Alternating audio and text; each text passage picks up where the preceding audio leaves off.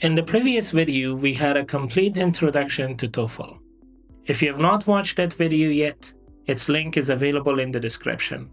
You can access it before continuing with this lesson. In this video, we begin with the writing section of TOEFL 2026. In this course, we'll not just explain the section once and move on. Each task in the writing section will be taught in separate lessons, sometimes in more than one video, so that you can clearly understand what the task looks like, how it works, and how to answer it correctly. Let's begin by understanding what TOEFL writing actually is.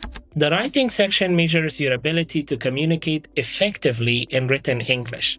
This is not limited to grammar or vocabulary. It focuses on whether you can express your ideas clearly, organize them logically, and support them with relevant details. In other words, you're expected to write with purpose, not just produce sentences. You must be able to construct correct sentences, develop ideas in a clear way, and organize your response so that it is easy to follow. This applies both to academic contexts and everyday communication situations. Let's look at how this section works. The writing section follows a linear format. This is an important point. Unlike the reading and the listening section, the writing section is not adaptive. It does not change based on your performance. You'll not receive easier or more difficult questions depending on your answers. All test takers receive the same types of tasks. This has a very important implication because this format is fixed. You can fully understand the structure before the test. You can train for specific task types, and you can develop a clear system for answering each task. There are no surprises in this section. However, there is an important condition. Even though the structure is fixed, your answers must be original.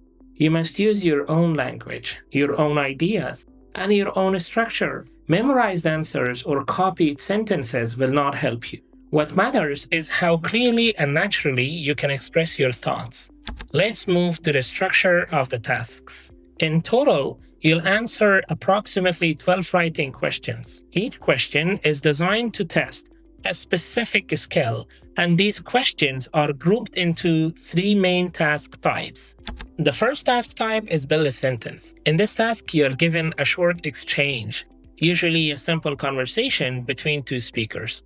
One part of the conversation is incomplete, and you're given a set of words or phrases. Your job is to use those words to construct a complete and correct sentence. This task mainly tests your control of grammar, your understanding of sentence structure, and your ability to use correct word order. There are a few important details here.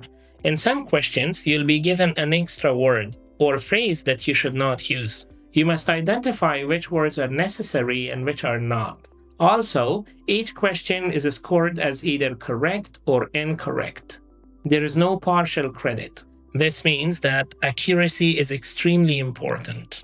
Although this task may look simple, it is actually very important because it shows whether your grammar is active and functional, not just memorized. The second task type is write an email. In this task, you're given a situation, usually related to a university or a campus context. You're asked to write an email for a specific purpose. This could include giving advice, making a request, explaining a situation, or recommending something. Your job is to write a complete and clear email that directly addresses the situation. This task tests your ability to communicate in a practical and natural way. You need to organize your ideas clearly, use appropriate language, and follow a logical structure. This is not formal academic writing, it is real-life communication. Your writing should be clear, direct, and purposeful. The third task type is write for an academic discussion. This is the most important and more advanced task in the writing section. In this task, you are given a question, usually presented by a professor, along with responses from other students. Your job is to write your own response and contribute to the discussion. This means you are not writing in isolation. You are joining an existing conversation. You need to express your opinion clearly, supported with reasons or examples, and make a meaningful contribution to the discussion. A strong response is usually around 100 words or more. However, length alone is not important. What matters is the quality of your ideas and how effectively you express them.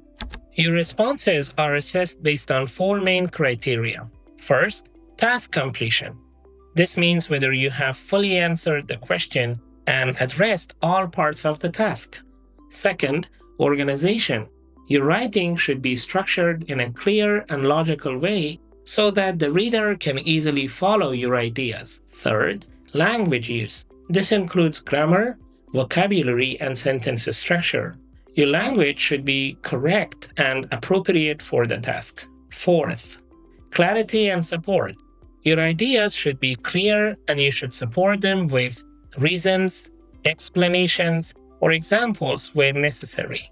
It's important to understand that you do not need very advanced vocabulary or highly complex grammar to achieve a high score. What you need is clarity, correctness, and logical organization. There are some common mistakes that you must avoid. Number 1, do not rely on memorized templates. Number 2, do not copy sentences from the prompt.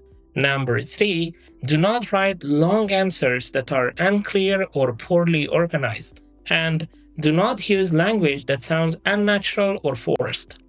Instead, focus on using your own words, expressing your ideas clearly, staying relevant to the task, and following a clear structure.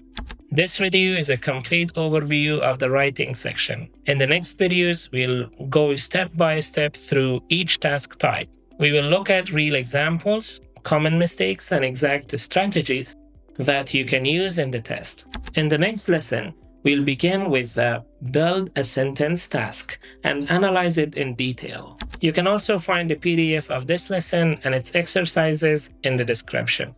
Make sure to download them and practice, because understanding alone is not enough. You must apply what you learn. Follow this course step by step and do not skip any part, because each lesson builds on the previous one. This is not just writing practice, this is preparation for achieving a high score.